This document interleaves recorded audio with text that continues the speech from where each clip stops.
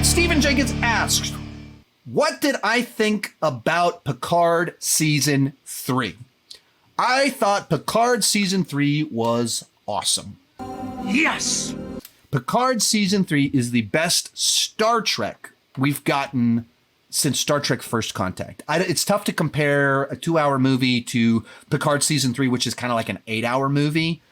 So, and it's so different from Trek before first Star Trek First Contact, so it's kind of difficult to compare it. But it's the best Trek we've had since the 90s.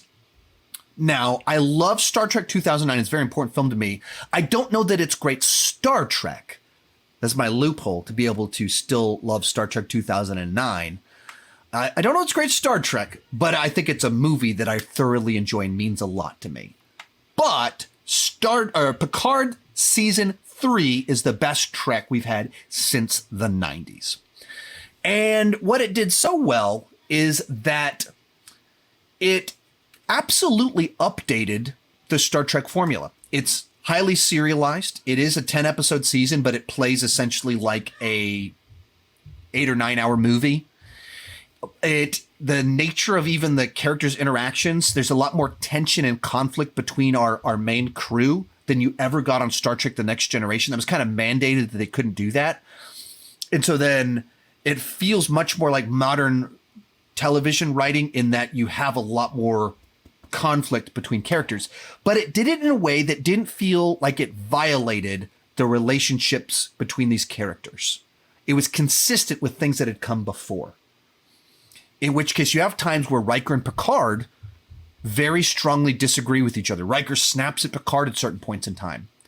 But they do it in a context and a manner where you understand why Picard said what he said. But more importantly, you understand why Riker is snapping back at him. And it's not done in a soap opera way. It's done in a tense situation where two men that respect each other had different opinions on what should be done. And they find a way to like have that conflict without it compromising the relationships that are present there. And they came up with a story that improved upon goofy stuff from the previous 2 seasons of Picard, whether the disease that Picard had or some stuff with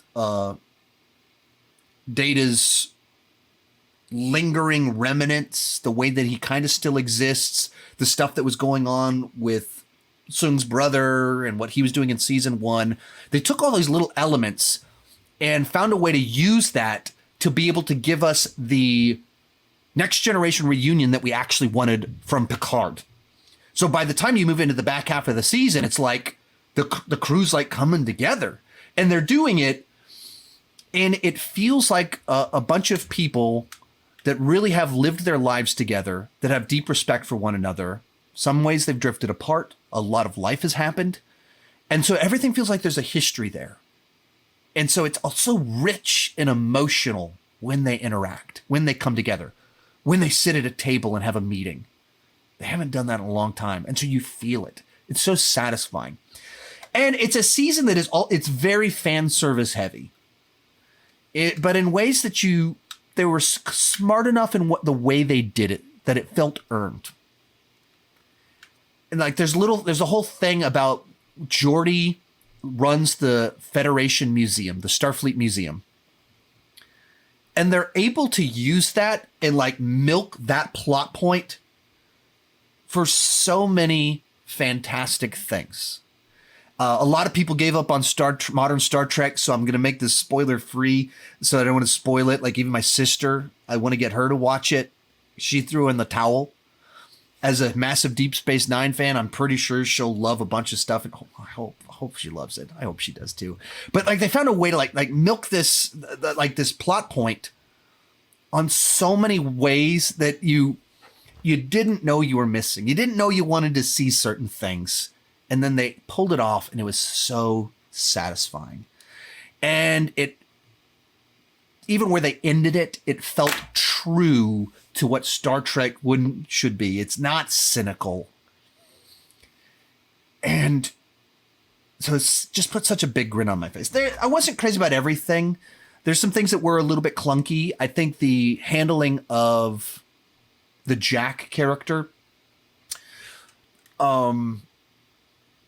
I liked the character. I liked the actor, but I don't feel like the characterization in another sense fit with some of the things that they were saying about him.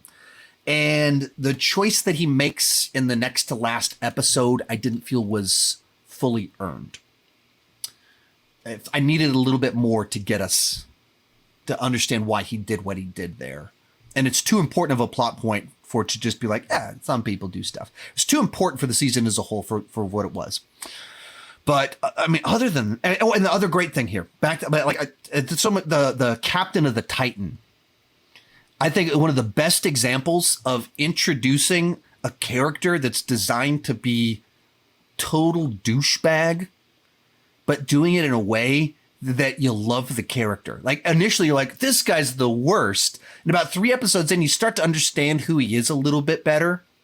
And like in the back half, he's like, this guy's one of the standouts in a show where he's introduced in always treated as the douchebag. He's always that. He never stops being that. But in a show of beloved characters, he's still a standout. And I think the biggest compliment that I can really give it is that for the first time in a long time, I'm excited for the future of Star Trek. Specifically Star Trek television. Because I wasn't a fan of Enterprise. I never got into Enterprise. I didn't get into Voyager too much. But so you start to get a point in time, like you go back 30 years to when I was last like really excited and invested in weekly Star Trek. And they did that. They did it. And that's awesome. So this Terry Mathias or whatever his name is, whatever he wants to do with Star Trek next, I'm excited to see what it is. And I'm very grateful. Like I like Strange New Worlds last year. I'm excited for the new season. But it's like, okay, cool. That was a nice step in the right direction. This made me go, the future of Star Trek is bright if this guy's the future of Star Trek. So thank you to the creators of Picard Season 3. You did the impossible. Somehow you won me back after really burning some bridges there for multiple seasons. But I loved Season 3 of Picard. It was a fantastic bookend to Next Generation, as well as Deep Space Nine, as well as Voyager. And that has nods to original. It has nods to Enterprise. Like it gives so much honor to so many different things. Like it's very deep knowledge in what it's pulling from. And it was designed to kind of, this overused phrase, but it was designed to be a love letter to the fans. Not deconstruct it, not reinvent Star Trek. It's a little bit modernized for the 21st century, but a love letter to us, the fans, which thank you, creators of Picard Season 3, for doing that. I greatly appreciate you giving me hope in Star Trek again. Most of these clips are pulled from my weekly Patreon live stream. Join at any level and you can join the chat and ask all the questions you want. That's for as little as $2 per month. For $5 per month, you can get your name on my end card. For $25 per month, you can have a monthly video chat with me. Link is in the description for more details, and keep talking movies and TV too much.